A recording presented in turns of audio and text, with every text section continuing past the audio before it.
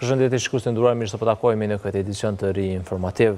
Tirana është sot qendra e politikës evropiane, ndërsa mirëpret samitin e 6 të komunitetit politik evropian, i cili për herë të parë organizohet në një vend të Ballkanit Perëndimor. Samiti zhvillohet në sheshin Skënderbeu dhe mbledh së bashku liderët e 47 vendeve evropiane, si dhe drejtues të institucioneve kryesore ndërkombëtare.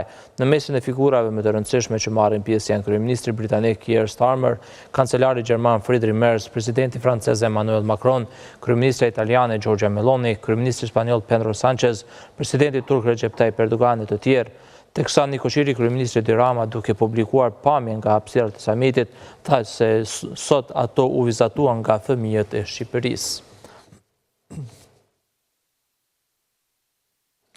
Paraprakisht mbrëm në Tiranë është mbajtur një darkë jo formale mes liderëve të Bashkimit Evropian dhe krerëve të shteteve të Ballkanit Perëndimor në prag të samitit të Komunitetit Politik Evropian që pritet të mbahet sot. Ursula von der Leyen, presidenti i Komisionit Evropian, publikoi një fotografi ku shihen të gjithë liderët e shteteve të Ballkanit, në mesin e tyre dhe presidenti i Kosovës Vjosa Osmani dhe ai i Serbisë Aleksandar Vučić. Në njoftimin e saj, von der Leyen tha se ky takim në Ballkanin Perëndimor paraqet një simbol të fuqishëm, pasi familja evropiane e vlerave shtrihet shumë përtej kufirit të Bashkimit Evropian. Sipas saj, të gjithë këta në foto ndajnë një kontinent dhe një të ardhmë të përbashkët. Në Kosovë, deputetja e Kuvendit të Kosovës nga radhët e Lidhjes Demokratike të Kosovës, Fikmete Bajrami, ka deklaruar se vendimi për rritjen e çmimit të energjisë elektrike për biznese mund të rrezikojë vendet e punës për mbi 148.000 qytetarëve të vendit tonë. Në një lidhje direkte në emisionin Rubicon mbrëm në Klan Kosova, Bajrami tha se rreth 1.300 bizneset e mëdha në vend përbëjnë rreth 50% të vendeve të punës në Kosovë, ku sipas saj janë rreth 148.000 të punësuar. Ajo theksoi se përqeshja që i ka bërë qeveria kërkesës së deputetëve të kësaj partie, duke thënë se në fakt ajo për të cilën lobojnë ata janë 1% e kompanive në Kosovë që janë korporata, nuk është e vërtetë. Ajo tha se po tentojnë të parandalojnë një valë të reinflacioni që mund të vijë si pasojë rritjes së kostos së energjisë. Sipas Bajramit, rritja e shpenzimeve të bizneseve do të reflektohet në rritjen e çmimeve të produkteve dhe shërbimeve, rrjedhimisht në çmime më të larta për konsumatorët. Një politikan e veprimtar i çështjes kombëtare shqiptare u zhduk rrafsh para 26 viteve me 16 maj 1999 në rrethana ende pandriçuara është zhdukur Ukshin Hoti. Veprimtari i mirënjohur i lëvizjes kombëtare, profesori Ukshin Hoti, u lindë me 17 qershor 1943 në Krusht të Madhe të Rahovecit.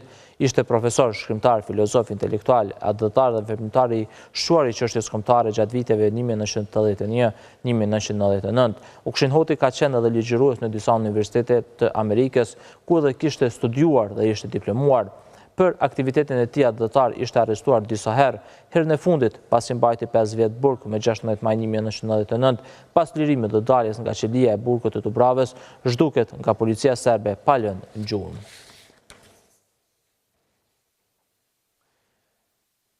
Policia e komunikacionit rrugor në Kosovë në bashkëpunim me stacionin policor në Ferizaj ka filluar gjatë ditës së djeshme zbatimin e planit operativ Motocikleta 2025. Gjatë ditës së parë të zbatimit janë shqiptuar gjithsej 35 gjoba dhe janë konfiskuar 18 motocikleta për mungesë të dokumentacionit dhe shkeljeve të rregullave të trafikut. Policia rajonale e Ferizajt do të vazhdojë me kontrollet të shtuara në ditët në vijim me qëllim të rritjes së sigurisë në komunikacion dhe respektimin e ligjit. Policia apelon tek të gjithë qytetarët që të respektojnë rregullat e trafikut dhe të raportojnë kundërvajtjet përmes aplikacionit Lajmëro Policin ose duke telefonuar në numrat 192. E gjatë kësaj fundjave do të zhvillohen ndeshjet e gjirës së parafundit në kuadër të Superligës së Kosovës në futboll. Drita tashmë ka siguruar titullin e kampionit, por gara për vendet që sigurojnë Evropën dhe mbijetesa në elitën e futbollit po hynë në një fazë të jetë kritike, ku secila pikë do të jetë mund të jetë vendimtare. Krejt 5 ndeshjet do të zhvillohen të shtunën me fillim nga ora 16. Padyshim që vëmendja më e madhe do të jetë në Gjilan, ku skuadra vendase Gjilani përballet me kampionën Drita, një nga derbit më të zjarrt të futbollit kosovar. Një tjetër sfidë që pritet me interes të madh është ajo mes Ballkanit dhe Llapit. Dyja ekipet po luftojnë fort për një vend në Evropë. Takimet tjera janë Dugagjini, Ferizaj, Malisheva, Suareka, Ferri Nikeli 74, Prishtina. Me ka që mbyllim edhe këtë edicion informative, ju vazhdojnë të qëndroni këtu me Gonxha dhe kolegët tjerë. Miru pafshim. 47 lider nga i gjithë kontinentin